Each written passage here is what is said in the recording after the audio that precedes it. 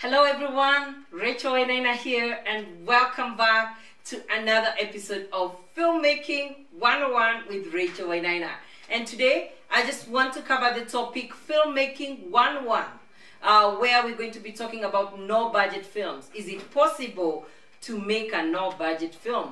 This story is inspired, or this discussion rather, is inspired by the fact that this week I attended a masterclass facilitated by a Nigerian filmmaker who did a fantastic job, but he claimed to have made his film with no budget. The big question is it possible to make a film with no budget at all? I'll just tell you three things and maybe you can be able to make up the mind for yourself if it's possible to make your film with no budget. First, how do you pay your cast and crew? It's important to be able, even if you're not able to pay them, to be able to pay transport, there's rehearsal, there's meals that you offer your actors and all that. So basically, when you start paying for anything in a film, that film is not a no-budget film. It becomes a low-budget film. So there's a difference between a no-budget film and a low-budget film. That's one thing.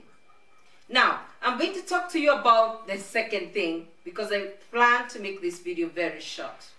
The second thing is you need to pay for all the logistics of your film. And if you don't pay for them, you're given this value by other people. That means these people become investors in your film. If somebody gives you the shooting location, it's not free.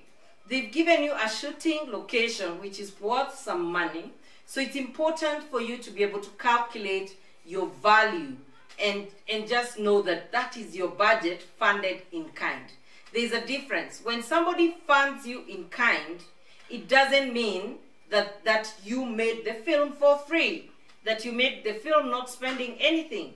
You're catering lunch for your crew, you're paying transport, you're getting a filming location, you're getting all these things. You are spending money. So that's not a no-budget film. That's reason number two. Reason number three is, of course, there's the logistics, then there's the legal requirements. For you to shoot legally, for instance in Kenya, you need your film to be classified by the Kenya Film Classification Board, and you also need to obtain a filming license. You need to copyright your script. And apart from that, of course, even if you get all the other deals, maybe if you're shooting in a park, you might need a permit. So all these things, when you pay for them and you pay taxes, of course, you're not shooting for free. So is it possible to make a no-budget film? I don't think so. People confuse and say that no-budget film is a film where they didn't use any cash to make the film. But if somebody gives you your car and they fuel it, just because you're not the one who fueled it does not mean it's a no-budget film. It's a low-budget film. And this person who just fueled the car and gave it to you has invested in you or in your film. And the funny thing is, what now I wanted to address, which is the elephant in the room, is the fact that, guys, if we continue making films, which you're calling no-budget film, our industry cannot grow. So let me tell you the reason why. For instance, actors. When they cast in your film and they come on your set, they need to be paid.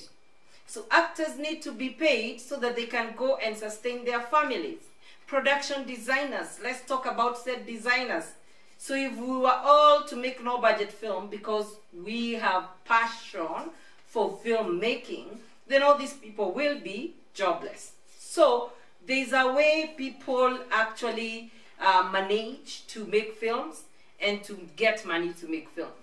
Most production companies have two arms. They have the film production arm, and then they do on the other side things like TV productions, commercials, video productions, corporate video productions, because they have equipment and talent, and then the money they make from there, they can use it to fund their films. The other way to fund your film when you're starting, because you need to know how to fund your film. Because if you don't fund your film, you're not creating jobs for all the people working in the creative industries in Kenya. And therefore, our industry will remain to be poor. I'm a producer. I need to be paid. I've been working in this industry for 17 years. So if you ask me into your film, then you ask me to volunteer, then how will I feed my family? How will I make money from the film that I'm making? Guys, I think, and this is something, I was one of those people who was very passionate about filmmaking that I forgot at some point that is business. And it wasted a lot of my time. But whenever you start the filmmaking career, knowing that this is a business, then you always make the right steps and you always go far. Why? Because you're paid for your skills, or you raise money so that everybody else can be paid. You create jobs according to the AU Agenda 2063, which is to create more jobs for the youth in Africa. So at YFP Africa currently, we are creating so many jobs through a one-year training program in filmmaking. We also have a one-year training program in digital content creation and acting. And when we do teach, our set is the set is our classroom. Guys, you can't wait to see the new production we're working on. And with that said, I hope you've learned something. Please stop saying that you're doing a no-budget film. It's impossible. Even if you pay 3 shillings or 5 shillings for that production, you have a low-budget film. It's not a no-budget film. It's a low-budget film. There's nothing, and if anyone can argue with me on this, there's no fact that can prove that somebody made a film totally on no budget.